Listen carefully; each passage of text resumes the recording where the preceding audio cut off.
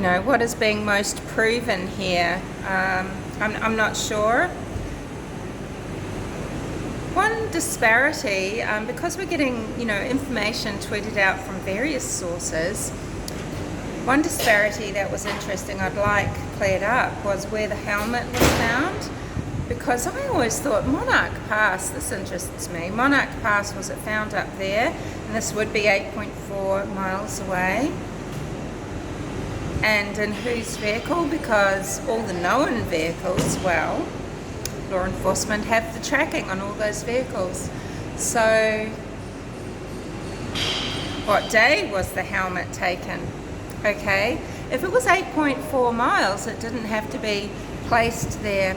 If there's premeditation, and if Barry has premeditated to kill Suzanne, this isn't proven yet, but what if his sister threw the helmet out the window? Girls, I've got to stop for the loot, or on the way to get the girls in Gunnison. Who knows? That's a terrible thought, a terrible theory, isn't it? That Barry Morphew had help, premeditated help from family. I just think the family are just gutted,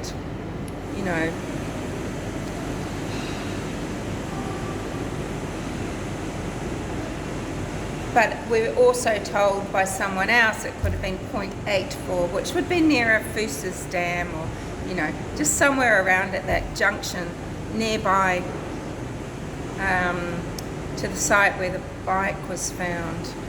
So, I don't know, that's interesting though.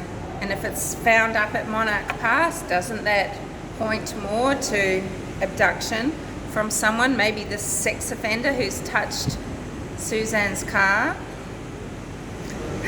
Someone's world might be crashing around them. They might think that they are getting away with something. Isn't that interesting though?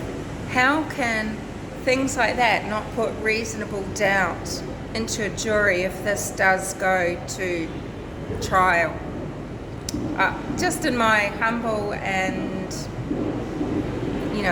untrained opinion, okay, but just hearing just that's what I think is everything is explainable and everything can cast reasonable doubt here. So I guess we're going to find out maybe about some tree. A landscaper having trees, or a plant pot that you put a tree in. Not significant in itself, not bizarre. He's probably done that with hundreds of pot plant buckets. So I don't believe Barry Morphew was chasing Suzanne Morphew around their Puma Path home either. I think that's an anomaly with the data. And he'd just take her out like a wild animal, wouldn't he? Shoot her from far with the dart gun, maybe. I don't know, but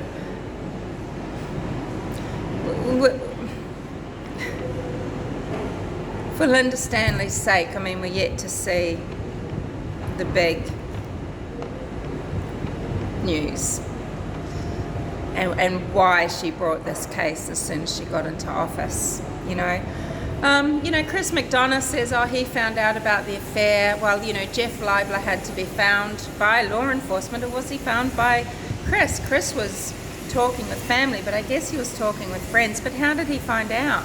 So did Sheila know about the affair? Have I missed that bit? Maybe she told him. But I don't know. If he's found out, it's likely that Linda Stanley leaked it. She gets into office and then suddenly Chris McDonough knows that Suzanne was having an affair.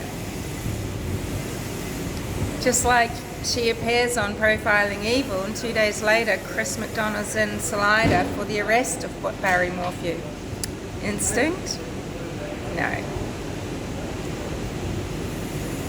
Same as in Hawkins County, where he's telling us in his own words that he has knowledge of when Don Wells arrived at the property. Now, nobody in the public has that knowledge, no one, except for Candace and Don and law enforcement officers who were there. And if Don isn't sure and if Candace isn't sure, Chris McDonough, is he getting leaked information from his buddy in Hawkins County Sheriff's Office? And by a honcho, no less. Otherwise, I hope he's happy to explain his knowledge. If he's dropping things like that, he should be able to let us know how he knows, even if he doesn't want to confirm the time.